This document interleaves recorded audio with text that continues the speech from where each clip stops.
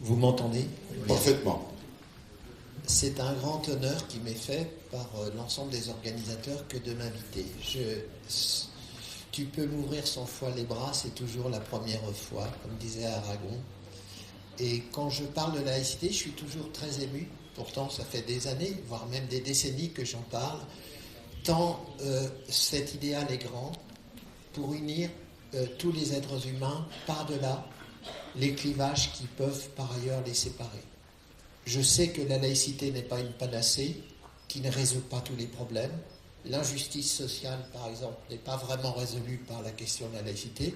Mais enfin, il est important de signaler ce qu'est la laïcité sans espèce de dogmatisme, et je vais essayer de le faire dans le temps qui m'est imparti. J'ai bien pris note des 29 minutes et 38 secondes qui me sont allouées. Merci beaucoup de votre présence. Je vais essayer d'être aussi clair que possible. D'où vient le mot laïcité? D'un mot grec, laos, qui désignait à Athènes l'ensemble des membres de la population, sans aucune distinction qui puisse être faite de certains par rapport à d'autres, sans domination de certains sur d'autres. Dans l'idée du laos, le peuple, il y a l'idée que nous sommes tous égaux. Comme disait Montaigne, chaque homme ou chaque femme porte en lui ou en elle la forme entière de l'humaine condition. Et c'est cette idée universaliste qui est très importante. On sait qu'en France, les diverses convictions spirituelles sont à peu près les suivantes. Il y a les croyants des diverses religions, les humanistes athées, les humanistes agnostiques.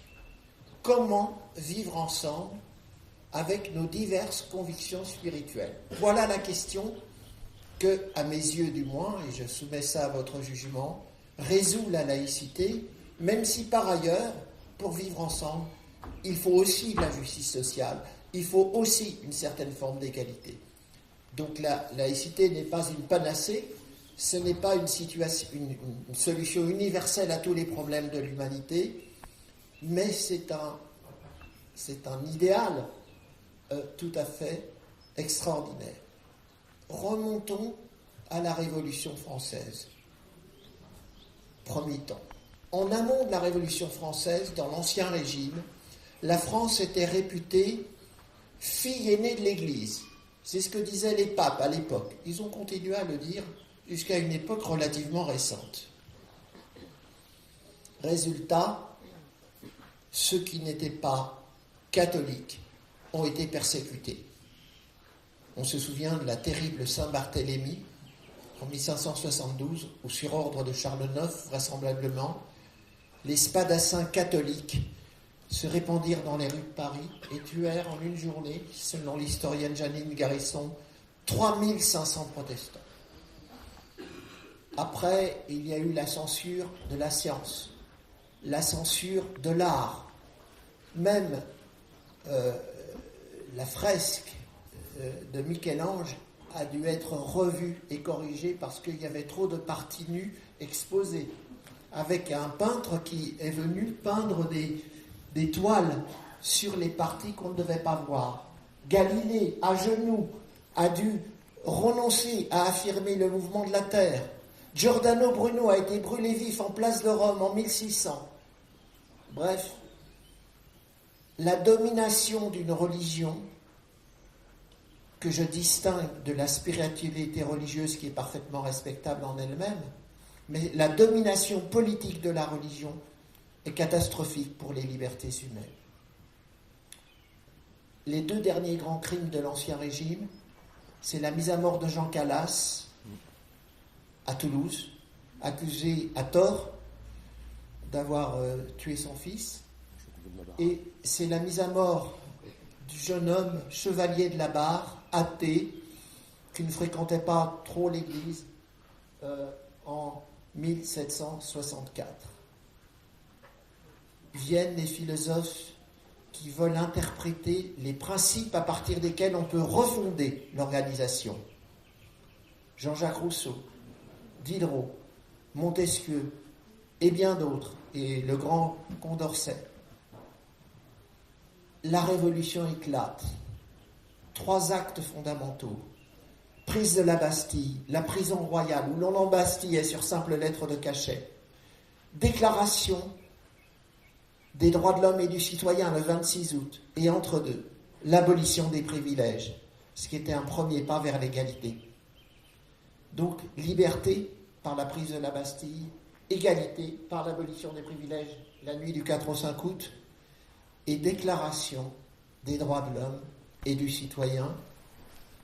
L'homme, ce n'est pas seulement le mâle, c'est homo, et non pas vir en latin, qui désigne le mâle. L'homme, c'est l'ensemble des êtres humains. Évidemment, Lame de Gouges a rédigé une déclaration des droits de la femme et de la citoyenne. Elle a eu raison, il fallait expliciter cette chose-là. La Révolution française n'a pas fait que dire liberté, égalité et universalité, pas encore fraternité, mais elle a changé la conception de la nation française. Et c'est ça qui va introduire la laïcité. La nation française, à partir de 1789, n'est plus la fille aînée de l'Église, même si les catholiques y resteront parfaitement libres de cultiver leur religion. Elle devient une communauté de droits. La Déclaration des droits de l'homme et du citoyen le dit dans son préambule. L'oubli des droits humains est la cause des malheurs publics, dit le préambule. Nous les proclamons pour qu'à tout moment, le peuple puisse comparer ce que font les gouvernants et ce qu'ils devraient faire grâce à cette déclaration. C'est une déclaration subversive. Premier article, les hommes, nous dirions aujourd'hui les êtres humains pour qu'il soit bien clair que c'est les hommes et les femmes, les hommes naissent et demeurent libres égaux en droit. Le mot important, c'est évidemment naissent. C'est par nature que les êtres humains doivent être libres égaux en droit. La liberté n'est pas un bien qu'on pourrait perdre, qu'on pourrait aliéner, transférer à autrui, alienus. La liberté, c'est la respiration, sans empêchement, de l'être humain. Les hommes naissent libres et égaux en droit. C'est le droit naturel de la philosophie des Lumières qui émancipe, c'est-à-dire qui fait sortir de la domination. Mancipium, à Rome, c'était le domaine paternel, tenu sous la main du père, manus capere. Et la sortie du Mancipium, c'est l'émancipation, qui est devenue, effectivement, le mot d'ordre majeur des peuples qui se libèrent. L'émancipation des esclaves avec Spartacus, l'émancipation des femmes avec Emmeline Pankhurst en Angleterre, les suffragettes, avec Gisèle Halimi, qui défend effectivement le droit de donner la vie quand la femme le décide, et non pas par accident. IVG, l'interruption volontaire de grossesse, qui sera légalisée 3 ans après par Simone Veil. Donc effectivement, c'est l'émancipation que la Révolution française amorce. Je dis amorce parce qu'il y avait beaucoup de servitudes à abolir. La France devient une communauté de droits qui se fonde sur la proclamation des droits de l'homme. On est d'emblée fondé non plus sur des particularismes coutumiers ou religieux qui sont souvent réactionnaires, mais sur la déclaration solennelle des droits de l'être humain. Les bases de l'émancipation laïque sont posées. L'article 10 de la Déclaration des droits de l'homme et du citoyen, du 26 août 1789, dit « Nul ne pourra être inquiété pour ses opinions, même religieuses. » Voilà que surgit la liberté de conscience, pas seulement la tolérance. Mirabeau disait « Je ne demande pas la tolérance, car qui suppose tolérance suppose une autorité qui tolère. Et l'autorité qui tolère aujourd'hui peut très bien demain ne plus tolérer. » Henri IV, après le désastre de la Saint-Barthélemy, proclame l'édit de Nantes, qui est un édit de tolérance. Tolerare en latin, ça veut dire je supporte. Alors le roi supporte qu'on soit protestant, qu'on soit athée, qu'on soit musulman, mais les protestants, les athées, les musulmans, les catholiques vont répondre non. On n'a pas à tenir la liberté d'une permission que vous nous donnez. La liberté, nous l'exerçons pleinement. Et c'est ce changement de statut.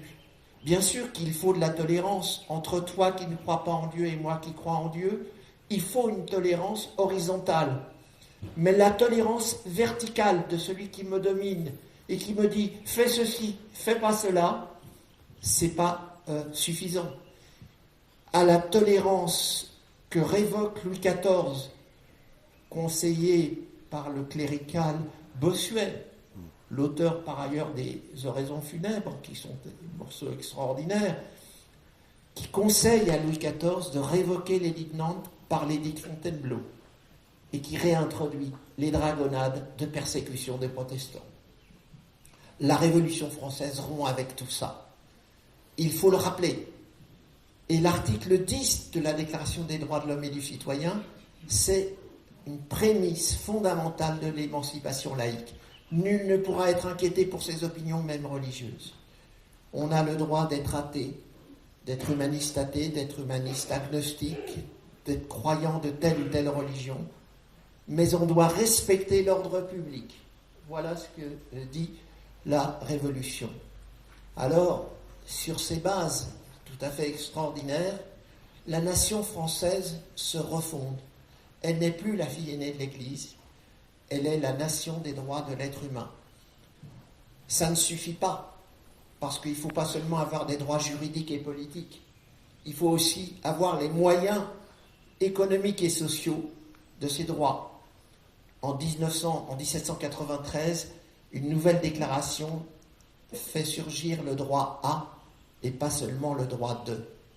On a le droit de partir en vacances, mais sans les congés payés conquis par le Front populaire, on n'a pas les moyens de le faire. Donc, effectivement, le droit à vient compléter le droit de. Et c'est tout à fait cette émancipation qui se fait. Alors, qu'est-ce que la laïcité ? C'est un cadre juridique qui organise la coexistence de personnes de diverses convictions. Il y a en France, c'est bien connu, dans un des derniers sondages, plus de la moitié des Français ne croient pas en Dieu, mais peut croire en autre chose, dans la solidarité humaine, etc.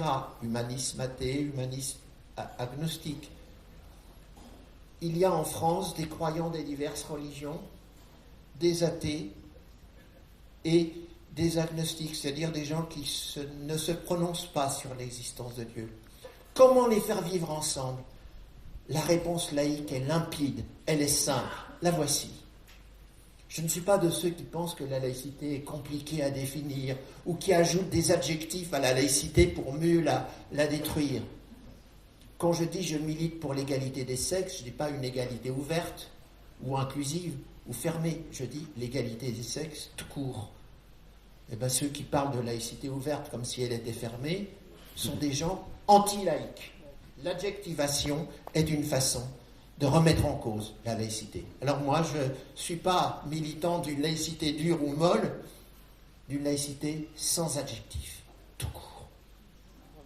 Premier principe qu'énonce la laïcité pour faire vivre ensemble tous ces gens qui sont tenants des options spirituelles, des convictions spirituelles les plus diverses, la liberté de conscience et pas seulement la tolérance.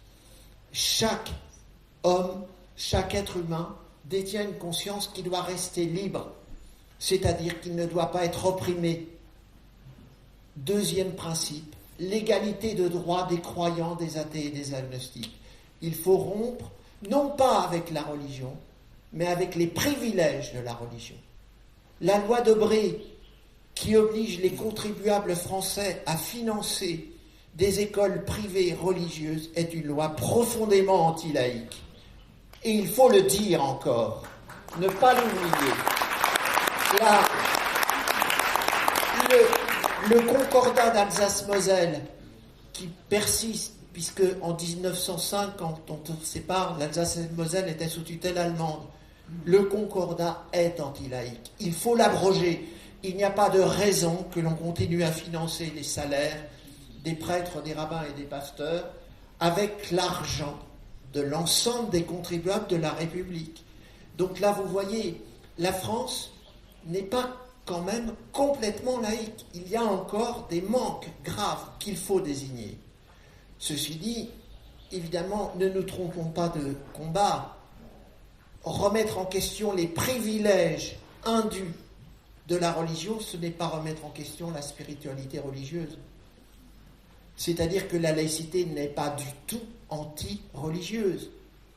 Victor Hugo, qui disait « Je veux l'État laïque, l'État exclusivement laïque », dans son testament dit « Je crois en Dieu, je refuse l'oraison de toutes les églises, je veux être enterré dans le corbillard des pauvres, et je leur lègue 5000 francs or. » Donc lui, Victor Hugo, dans le discours contre la loi Fallou, qui organise le contrôle du clergé sur les écoles de France, dit « Je veux l'État laïque, exclusivement laïque, mais ça ne veut pas dire l'État anti-religieux. L'État n'est pas anti-religieux, il n'a pas à prendre position sur ce que sont les convictions spirituelles des citoyens et des citoyennes. Il a à organiser la coexistence sur la base de la liberté de conscience, de l'égalité de traitement de toutes les convictions spirituelles, évidemment, sans privilège pour une ou l'autre, et enfin, de la consécration de la puissance publique à la seule chose qui vaille en République, res publica, la chose commune à tous, l'intérêt général, c'est-à-dire les services publics. Services publics aujourd'hui en déshérence par une privatisation imposée par l'Europe néolibérale. Il faut le rappeler aussi. Jaurès, le grand Jaurès disait « La République ne doit pas seulement être laïque, elle doit être sociale. » Et c'est cette République laïque et sociale qui pourra effectivement émanciper l'ensemble des citoyens et des citoyennes. Alors évidemment, on ne peut pas faire n'importe quoi.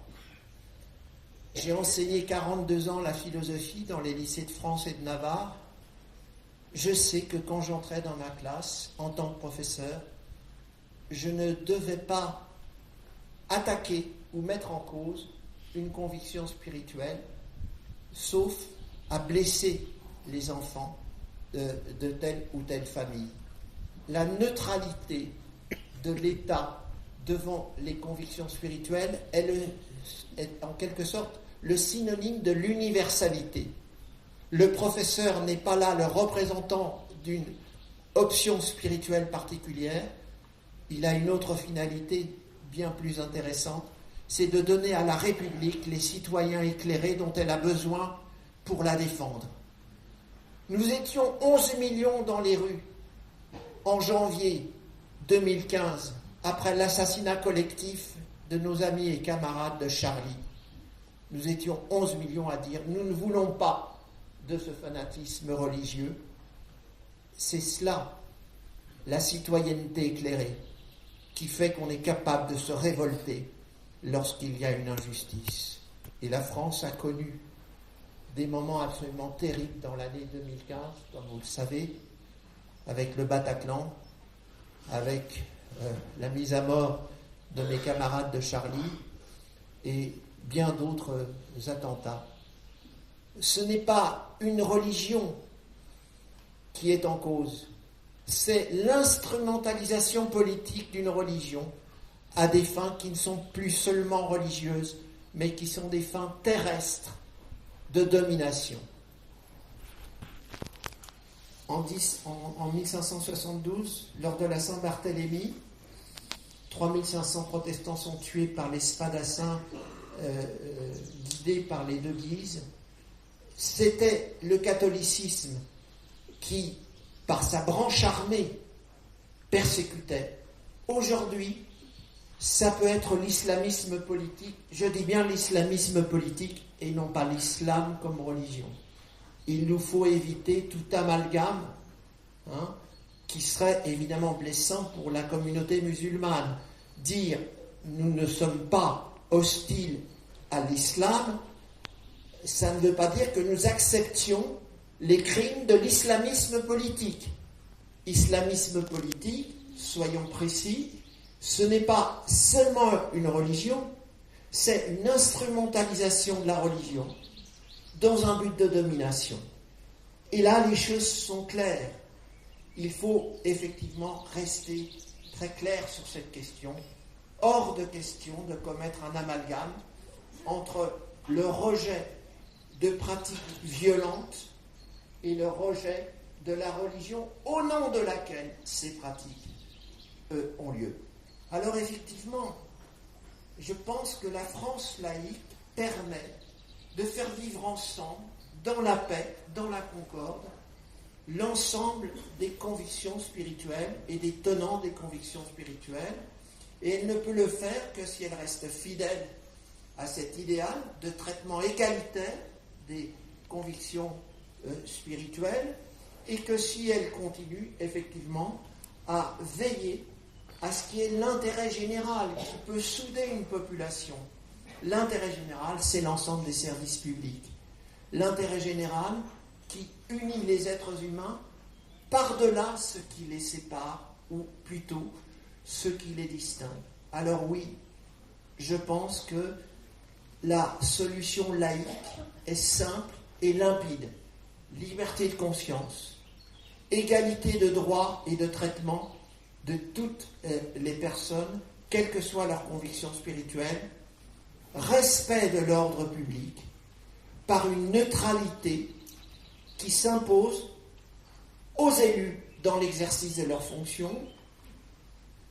Il y aurait des choses à dire d'ailleurs sur certains élus comme notre président de la République sur cette question-là. On ne peut pas dire qu'il ait respecté la neutralité qui sied à un président de toute la République, athée et agnostique inclus. La neutralité, neuter en latin, ça veut dire ni l'un ni l'autre.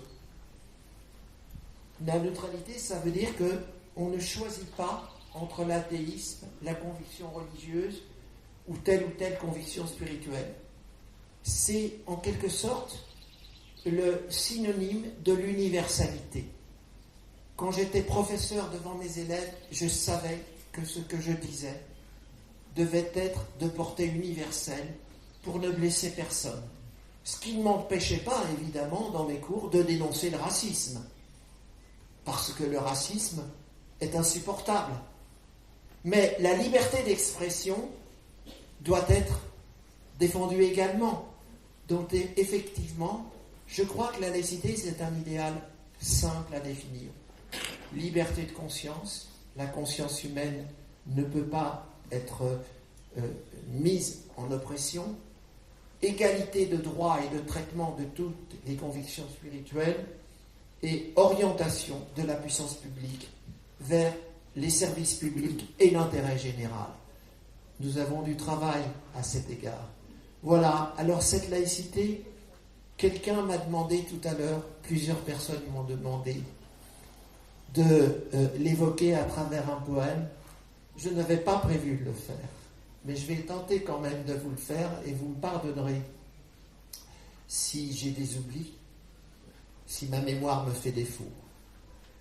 Louis Aragon dédie La Rose et le Réséda à 4 résistants fusillés par les nazis.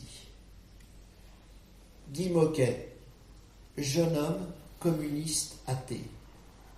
Honoré d'Estiendorf, officier de marine, catholique. Gabriel Péry, député communiste, et Gilbert Dru, jeune militant catholique. Ceux qui croient au ciel, ceux qui n'y croient pas. Il leur dédie, en croisant la dédicace entre celui qui croyait au ciel et celui qui n'y croyait pas. Dans le poème, une symbolique de la verticalité, la rose qui monte vers le ciel, le réséda qui se répand sur le sol, l'horizontalité de l'humanisme athée, la verticalité de la rose qui monte vers le ciel. À Gilbert Dru, comme à Guy Moquet, à Honoré d'Estiendorf, comme à Gabriel Péry. Celui qui croyait au ciel, celui qui n'y croyait pas. Qu'importe comment s'appelle cette clarté sur leurs pas, que l'un fût de la chapelle et l'autre s'y déroba, tous les deux étaient fidèles des lèvres, du cœur, des bras, et tous les deux disaient qu'elle vive, et qui vivra verra. Fou qui fait le délicat dans le commun combat, celui qui croyait au ciel, celui qui n'y croyait pas. L'un court et l'autre a des ailes, et de Bretagne ou du Jura. Celui qui croyait au ciel, celui qui n'y croyait pas. Qu'importe comment s'appelle cette clarté sur leurs pas, que l'un fût de la chapelle et l'autre s'y déroba. Ils sont en prison. Lequel, plus que l'autre, gèle? Lequel préfère les rats? Celui qui croyait au ciel, celui qui n'y croyait pas? Un rebelle est un rebelle, et nos sanglots font un seul éclat. Celui qui croyait au ciel, celui qui n'y croyait pas. Du haut de la citadelle, la sentinelle tira par 2 fois. L'un chancelle et l'autre tombe. Qui mourra? Celui qui croyait au ciel, celui qui n'y croyait pas. Un rebelle est un rebelle et nos sanglots font un seul glas. Et quand vient l'aube cruelle, passe de vie à trépas celui qui croyait au ciel, celui qui n'y croyait pas. L'un court et l'autre a des ailes, et de Bretagne ou du Jura, le grillon rechantera. Dites flûte ou violoncelle, le double amour qui brûla, l'alouette et l'hirondelle, la rose et le réséda.